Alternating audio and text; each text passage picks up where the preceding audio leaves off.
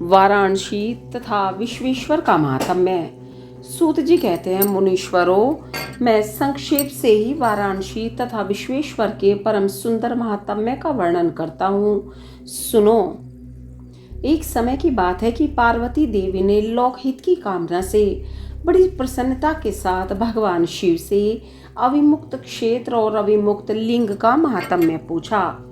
तब परमेश्वर शिव ने कहा, यह वाराणसीपुरी सदा के लिए मेरा गुह्यतम क्षेत्र है और सभी जीवों की मुक्ति का सर्वथा हेतु है।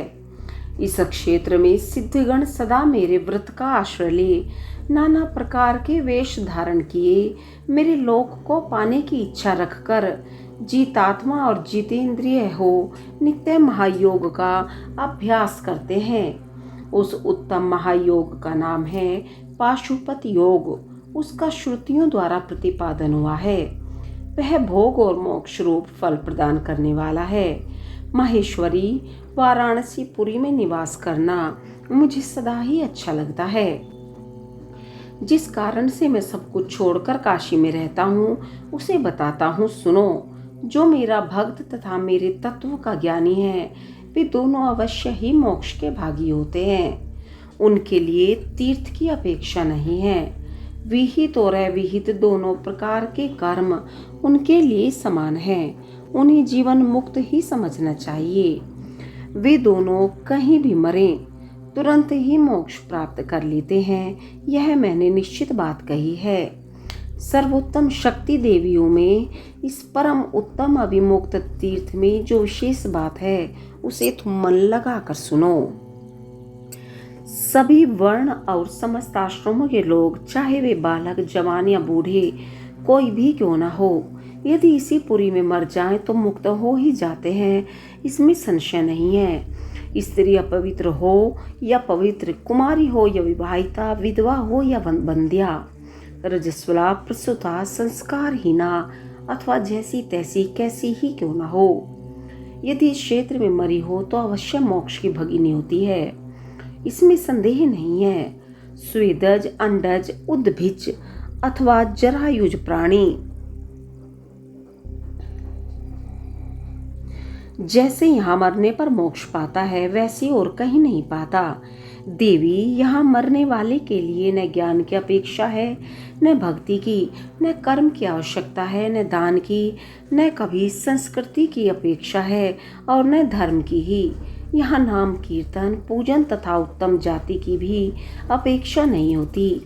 जो मनुष्य मेरे इस मोक्षदायक क्षेत्र में निवास करता है वह चाहे जैसे मरे उसके लिए मोक्ष की प्राप्ति सुनिश्चित है।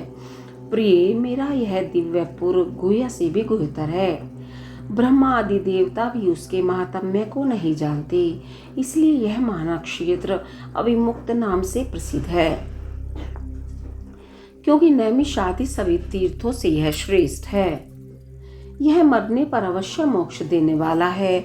धर्म का सार सत्य है, मोक्ष का सार समता है तथा समस्त क्षेत्रों एवं तीर्थों का सार यह अविमुक्त तीर्थ है।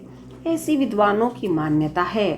इच्छा अनुसार भोजन, शयन, क्रीड़ा तथा विविध कर्मों का अनुष्ठान करता हुआ भी मनुष्य यदि इस अविमुक्त तीर्थ में प्राणों का परित्याग करता है तो उसे मोक्ष मिल जाता है। जिसका चित्त विषयों में आसक्त है और जिसने धर्म की रुचि त्याग दी है वह भी यदि इस क्षेत्र में मृत्यु को प्राप्त होता है तो पुनः संसार बंधन में नहीं पड़ता।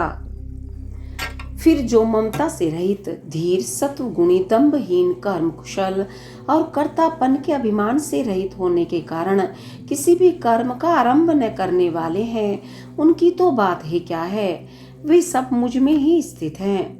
इस काशीपुरी में शिव भक्तों द्वारा अनेक शिवलिंग स्थापित किए गए हैं। पार्वती वे संपूर्ण अभीष्टों को देने वाली और मोक्षदायक हैं। चारों दिशाओं में 5-5 कोस फैला हुआ यह क्षेत्र अविमुक्त कहा गया है। यह सब ओर से मोक्षदायक है। जीव को मृत्यु काल में यह क्षेत्र उपलब्ध हो जाए तो उसे अवश्य मोक्ष की प्राप्ति होती है।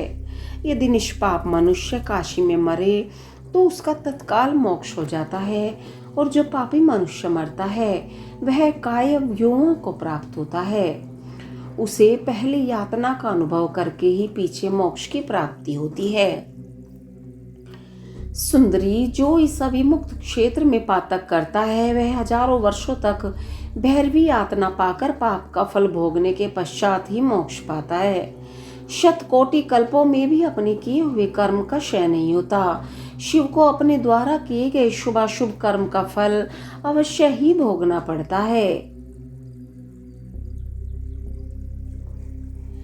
केवल अशुभ कर्म नरक देने वाला होता है, केवल शुभ कर्म स्वर्ग की प्राप्ति कराने वाला होता है तथा शुभ और अशुभ दोनों कर्मों से मनुष्य योनि की प्राप्ति बताई गई है। अशुभ कर्म की कमी और शुभ कर्म की अधिकता होने पर उत्तम जन्म प्राप्त होता है।